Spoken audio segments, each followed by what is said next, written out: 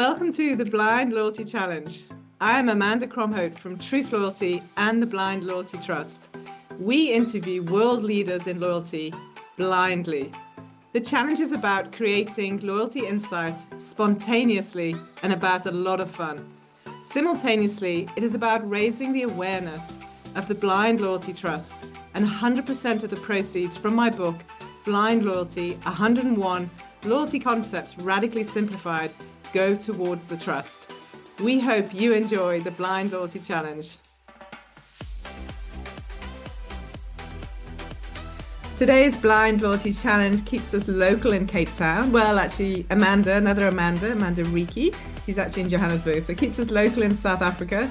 Amanda Reekie is one of the best known individuals in South Africa for customer experience. She's the research company behind the 8th edition of the Customer Experience Report for South Africa, and she's the founder of Over to You. So it's such an honor, Amanda, to have you on the Blind Loyalty Challenge. Welcome. Thanks for inviting me. So the first question, I definitely have thought about the questions a bit differently because you're not a typical, I say normal loyalty person, but without customer experience, loyalty has nothing. So it absolutely fits with our guests.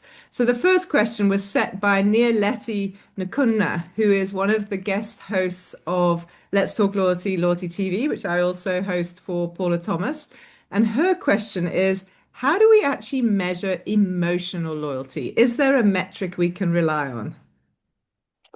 I mean, in a way, emotional loyalty is tested in any sort of brand loyalty. So you've got your sort of brand love measures, and researchers always connecting back to brand love. So to me, it is around that the love you have for a brand. And I always say, I think I mean, we do a lot of work in retail, but across any single category, uh, people have repertoires. So you use across several different retailers and now even banks or financial institutions, but who do you really love? And that, how do you test that? I think the only way really of testing that is by testing brand love and connection to the brand. Your Yeah. favorite brand. We often have a question in our trackers around, we have usage questions and then we have questions around, but who's your favorite? And that's really the test of a brand love. Yeah, and it reminds me of the questions we ask in our white paper. We have what are the most used loyalty programs, and that's purely on usage, but then what is the one you can't live without? And we Yes. attach that to the, well, what's the love? And that it's a different question. We get different results, significantly different results. So I understand exactly what you said there. So my second question is a little less, is a bit more about really understanding from your point of view, being such a deep expert in customer experience, is in Blind Loyalty, my book, chapter 7, we dedicate to customer experience. But in there, I debate what is the best measure of customer experience. You see a lot of brands using traditional measures like NPS or CSAT. What are you seeing in the marketplace, or what are you using? I mean, how, when you get approached with that question, what do you do? Well, I mean, it's actually something we're tackling at the moment, and I can't reveal how, but you'll have to wait for our report to be produced. But one of the things is that the measures in and of themselves, the measures are not everything. And for all the reasons we know, people don't necessarily, I mean, just taking the most basic of an NPS or, people don't necessarily always fill the survey in or fill it in accurately. So whatever single measure you're using, we don't believe it can be used in isolation. It's got to be done in conjunction with a layered measure. And I think an over reliance, a blind reliance on these measures doesn't make sense in many contexts. And I do see, like you, I'm a judge on various awards, and on quite a lot of the submissions we see in international loyalty awards or African loyalty awards, we see a reliance on just one single measure, like NPS, for example. And I completely understand what you're saying, how out of context that can be. Yeah, and we're actually going to sort of pose in this, without preempting too much, we're going to pose a bit of a challenge to the community, the CX community around this whole notion of measurement and also how do you get I mean, we've all, we all get the surveys all the time. And I was thinking about it the other day because, every time you go into, for argument's sake, a Woolworths store, they'll ask you Yeah. you feel? And I'm like, I didn't really feel anything. I just went in and you know what I mean? I don't even know Got how my to letters. answer it.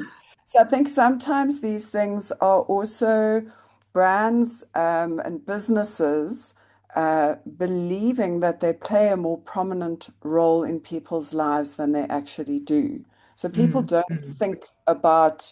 people don't, and I was thinking pre this session about loyalty programs, and I mean all the research we've done through the years around loyalty programs.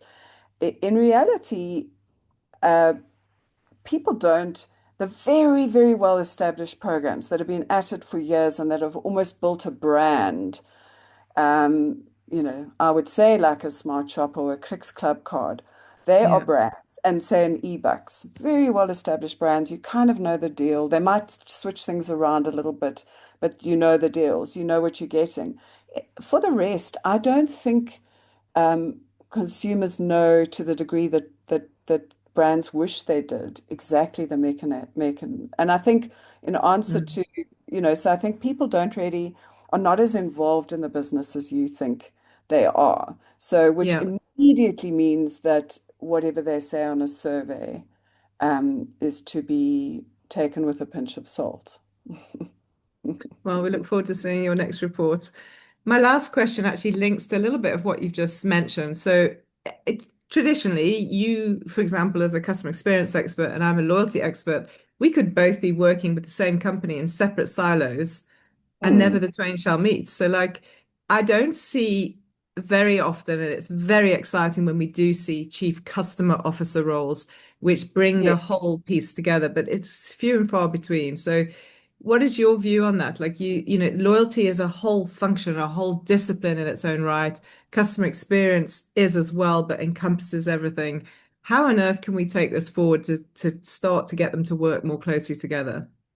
I mean, I think that role of is really important to have in a business, chief experience officer or whatever you call it. And then I think underneath that would fall the loyalty as a key component. And if you look at a lot of frustrations with brands, quite often the frustrations are actually around, and the breakage points are around the loyalty program and the sort of contract. You said this, and then I expected that, or you didn't Yeah. communicate this. And so that's a break in customer experience that impacts the mother brand, but Yeah. is experienced via the loyalty, via the whatever loyalty mechanism they're using. Shortfall, yeah. Mm. And fascinating, when we do an audit on a loyalty program, we audit the customer experience piece of that loyalty program. So within each of them, there's a subsection that's positive or negative on the output. Yes, So exactly. No, as you say, and I think overall in customer experience, one of the biggest things is dropping the silos. yeah, So if consistently every single year we look at the same thing, got separate programs running, a whole big CX program, and then a loyalty program, but never the twain shall meet. yeah, yeah. Wonderful, Amanda. I actually could debate this with you forever. I really enjoyed our conversation. It's very different from my normal blind loyalty challenges that are more functional around loyalty. So this has been absolutely super. So who would you like to tag to do the blind loyalty challenge next? I thought of Andrew Fulton from 80/20. So we often work in conjunction. They're a partner of ours, and they often provide the big data that we then go and put the flesh on via our research. So I think he's very eloquent in the loyalty space. Stunning. Yeah, I know Andrew, and I definitely know 80/20. That's a great recommendation. Thank you. He hasn't been on before, so that's great. And any question for any of our guests on the blind loyalty challenge, as hard as you want. Well, I think because of the customer experience thing, I think it's what I would ask is, do you do a real journey through each aspect of your loyalty program? Are you actually mapping across channels, across journeys across, you know, getting my points, retrieving my points, spending my po all of these things. Do you do the journey mapping? And journey mapping is kind of, you know, in and out of vogue. But I think the Yeah. point is, are you thinking through how people experience this and how easy or hard it is to experience your loyalty program? That would be Stunning. it. Great. I have to think about who to ask that of, but that's a lovely question. Thank Yeah. you. Amanda, thank you so much for doing the Blind Loyalty Challenge. It's been so lovely to chat to you. Thanks for inviting me. Thanks, Amanda.